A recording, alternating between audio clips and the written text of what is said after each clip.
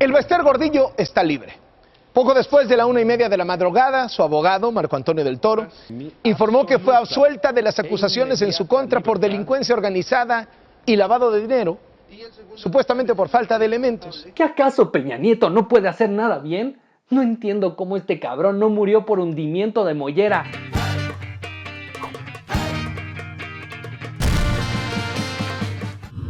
¿Qué tal, amigos? Ya saben que a mí me dicen Muñe y estoy aquí porque Le pateé los huevos a un niño pobre para evitar que haya más niños pobres.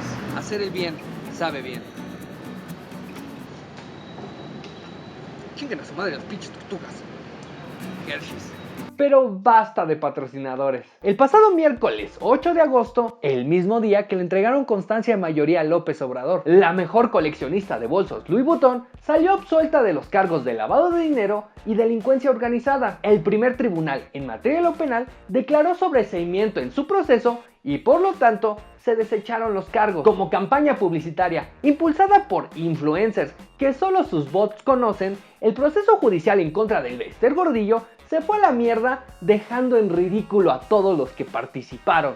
Señores, ¿cómo están? Mi nombre es Pepe Arch y vengo a interrumpir el canal de Muñe. ¿Por qué? Porque quiero que se suscriban a Gente Nerd, ya que nosotros ya no tenemos vistas, ya no tenemos suscriptores y lo necesitamos. Por favor, no sean mala onda, necesitamos comer de algo. Nos vemos, cuídense, bye. Pero aquí la duda es, ¿por qué desecharon los cargos? ¿Es parte de un pacto con López Obrador? ¿Los jueces son unos corruptos? ¿En serio México necesita un documental de niños ricos en Netflix? ¿Peña Nieto apretó el botón de impunidad otra vez sin querer? Oiga, mi tío.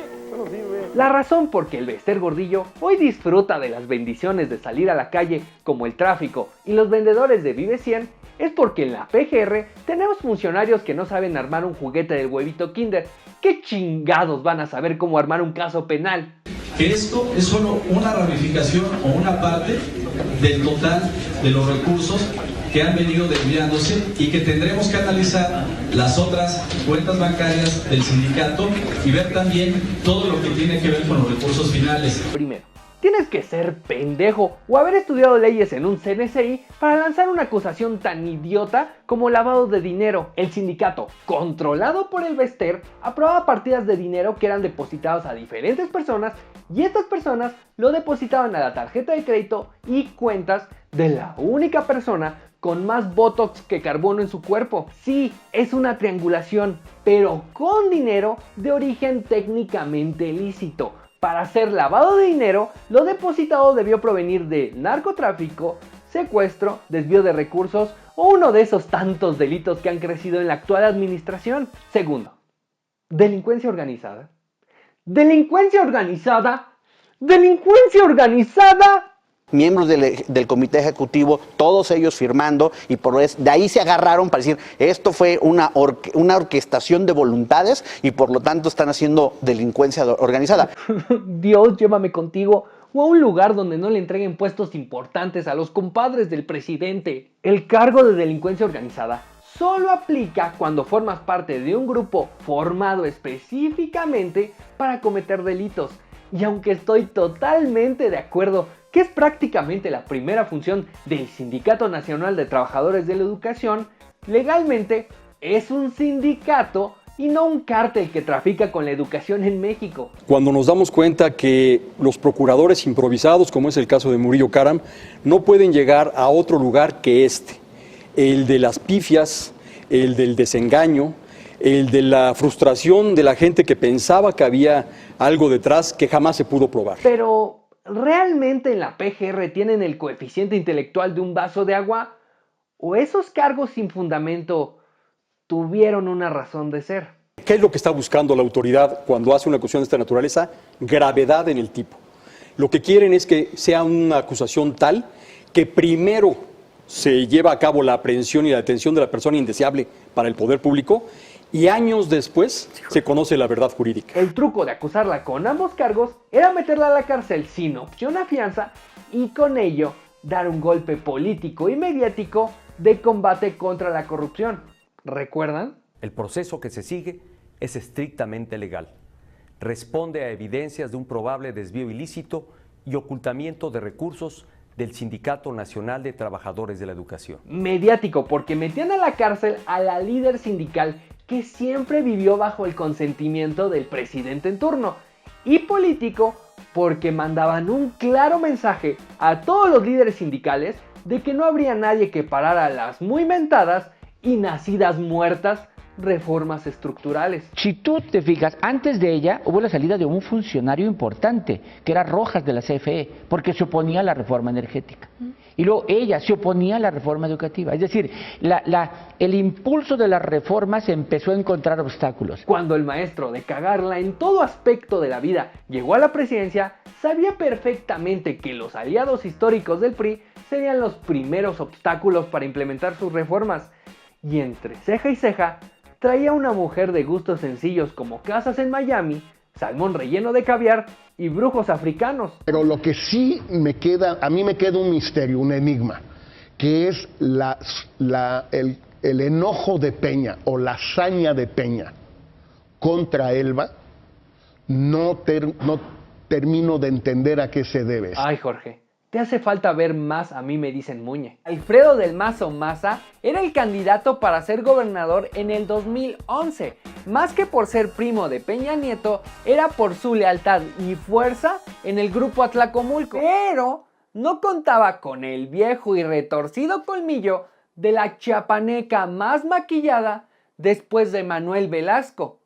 Pues Moreira, Humerto y Elba empezaron a hacer sentir su poder. Advirtieron que si el ungido no era el entonces alcalde de Ecatepec, Erubiel Ávila, no garantizaban el triunfo de Alfredo del Mazo Maza. Entre el desprecio y la urgencia política, crearon un expediente en contra de Elbester Gordillo con argumentos tan endebles como el de las organizaciones pro vida. El plan era meterla a la cárcel, neutralizarla políticamente y ya con calmita le hacemos su proceso por defraudación fiscal. Pero, como todo plan que nació en la residencia de Los Pinos en tiempos de Peña Nieto, salió mal, salió muy mal, o en la mayoría de los casos le terminó raspando los huevos. Le comento que Elbester Gordillo, la exlideresa del Sindicato Nacional de Trabajadores de la Educación, fue exonerada del delito de defraudación fiscal. El primer tribunal colegiado en materia penal de primer circuito determinó que existen diferentes inconsistencias en las pruebas presentadas por la PGR. Los cargos por los que la habían metido a la cárcel no tenían fundamento, y el único cargo por el cual le podían dar sentencia de culpable fue rechazado porque a los pendejos de la PGR se les ocurrió recabar evidencia sin una orden judicial. El tribunal consideró que la investigación que inició la Procuraduría General de la República contra Gordillo presentaba violaciones al debido proceso y a los derechos humanos. Entonces solo era cuestión de tiempo para que Elbester pudiera salir del arresto domiciliario y dejar de gastar su dinerito en Uber Eats y Rappi Favores. Pero hey, sí había una forma de refundir en la cárcel al Chucky versión magisterio. Legalmente no hay manera de comprobarle que la maestra es corrupta. Legalmente no hay manera, a menos de que, lo veníamos platicando con Héctor, eso sí, el sindicato la demandara a ella que puede acusarla por haberse robado esa lana. Elbester Gordillo está tan lejos de ser inocente como Carstens de una caminadora. El Chitauri de Comitán, Chiapas, tiene propiedades en el extranjero, viaja en vuelos privados, viste ropa de boutique y siempre pide sus tacos con queso. A mí no me engañan, eso solo puede ser pagado con dinero del sindicato. Trataron al sindicato como si se tratara de una dependencia federal y si los recursos que estaban dentro del patrimonio del sindicato fueran recursos que debieran ser fiscalizados como una dependencia federal. Cuando no es así. Era el mismo sindicato el que podía denunciar los desfalcos del Elbester y con ello entregarle a la PGR una denuncia que podía fundamentar, documentar y procesar. Pero como pinche siempre vas y chingas a tu madre. Juan Díaz de la Torre, quien asumió el liderazgo del Sindicato Nacional de Trabajadores de la Educación tras la caída del Bester Gordillo, reconoció ante un juez federal que a él no le constaba que existía un desvío de recursos del gremio, tal y como la PGR acusó a la maestra. Juan Díaz era la mano derecha de Gordillo, pero la traicionó a cambio de completa inmunidad y de que se le entregara en bandeja de plata la dirigencia del sindicato. Si el mismo sindicato hubiera hecho una denuncia por robo y fraude por parte de su exdirigente, le hubiera entregado la oportunidad a El Bester de arrastrar a su Judas Iscariote a un proceso penal por complicidad en los desvíos de la maestra. Y como sopa Maruchan, Juan Díaz podrá estar lleno de mierda, pero siempre será útil para la emergencia. Yo nunca vi una relación de tanta armonía y sincronización como la que hubo con Juan Díaz y Aurelio Nuño. El plan era destruir el Bester sin mermar la fuerza del sindicato y con la sumisión del mismo poder tranquilamente implementar la reforma educativa, la cual ya ha pasado por su canal de análisis político favorito. Se realizará una amplia consulta nacional para revisar el modelo educativo. ¿Me estás diciendo que armaron una reforma estructural sin saber qué chingados necesita la educación en México? Me lleva la chingada. Me voy, con permiso, muchas gracias. A la verga. Y aquí es donde, apretándome un huevo, me veo forzado a decirles que una mujer que debería estar en la cárcel por el fraude que cometió a sus agremiados año con año, la convirtieron en una presa política simplemente porque no quisieron romper el círculo de corrupción que hay dentro del magisterio. El CENTE, los maestros que impulsamos la reforma educativa porque sí queremos cambiar a México. El hombre que quiere convertir el béisbol en deporte nacional recibió el apoyo del Bester porque la única forma de que ella pudiera salir libre era quitando al Grupo Atlacomulco de la presidencia. López Obrador no le tenía que ofrecer ni unas pantuflas nuevas porque, a diferencia de otros procesos electorales, la maestra no tenía opción de candidatos o de acuerdos. Es por eso que el viejito de las infinitas guayaberas pudo recibir el apoyo del sindicato y al mismo tiempo de la Coordinadora de Trabajadores de la Educación. El Benito Juárez del nuevo milenio era el único candidato que quería cancelar la reforma educativa. Por lo tanto, el único que no le interesaba mantener la presión sobre los jueces y conservar a El Bester Gordillo en prisión domiciliaria. En el programa de López Obrador, entre los seguidores de López Obrador, y ahora diputados, senadores, funcionarios, subsecretarios designados de educación, etcétera, pues tienes más que suficiente resistencia u oposición a la reforma educativa de Peña, con o sin Elba, francamente. Si lo podemos resumir en una frase, podemos decir que el Bester está libre gracias a López Obrador, pero por culpa de Peña Nieto. La forma de hacer política en la administración del marido de Angélica Rivera era aventando a sus rivales a la mira chueca de la PGR. Es por eso que los casos emblemáticos de este sexenio tienen fallas en el proceso, en la investigación y en el respeto a los derechos humanos. Y cuando tu persecutor es más inútil que el director de marketing de Hershey's, lo único que debes de tener es paciencia, prudencia, verbal contingencia, para poder salir impune. Pero en todo este chisme, ¿no sienten que algo hace falta? ¿No se quedaron con esta misma sensación de que algo no cuadra? Y es porque tienen razón. Dentro del panorama político hay algo que no tiene sentido en la liberación del Bester Gordillo: la fecha. El fallo lo dio a conocer el abogado de la maestra la madrugada del miércoles pasado, justo el mismo día en que el Tribunal Electoral del Poder Judicial de la Federación le otorgó la constancia como presidente electo a Andrés Manuel López Obrador. Esto generó suspicacia entre algunas voces que consideraron que se trató de un pacto entre el presidente electo y la actual administración. Si esto fuera parte de un pacto entre López Obrador y Peña Nieto, ¿por qué opacar su entrega de constancia como presidente electo? Si esto fuera un último chiste de Peña Nieto, ¿por qué ahorrarle los trastes sucios a su sucesor de tener que sacar al Bester Gordillo? O si esto fuera una libre decisión del tribunal, ¿por qué esperar 5 años y 5 meses para una sentencia que se veía desde el primer momento? Como canción de Luis Miguel, algo relevante en la política nacional pasó por debajo de la mesa, acaricio tu rodilla y bebo a sorbo tu mirada angelical. Estoy consciente que asumo esta responsabilidad en el momento más complejo que hemos encarado en nuestra historia reciente. El que fue el segundo hombre más poderoso del sexenio regresa a encabezar la oposición en el Congreso, con la menor aprobación de la historia hacia su partido. La dirigencia de Claudia Ruiz Massieu es la señal inequívoca de que el control del PRI ha regresado a las manos de su tío favorito. Política ficción. Pero nada más dígame, ¿vio los videos antes que nosotros? Política ficción. Y la entrega de la coordinación de la bancada del PRI en el Senado a Miguel Ángel Osorio Chong es como un jodido faro del destierro de los amigos del presidente del único partido donde no entienden por qué estamos tan enojados. Yo veo en mi Instagram como nunca fotos de amigos en Europa. Se puede, hay un sector que puede con mucha más facilidad viajar a Europa.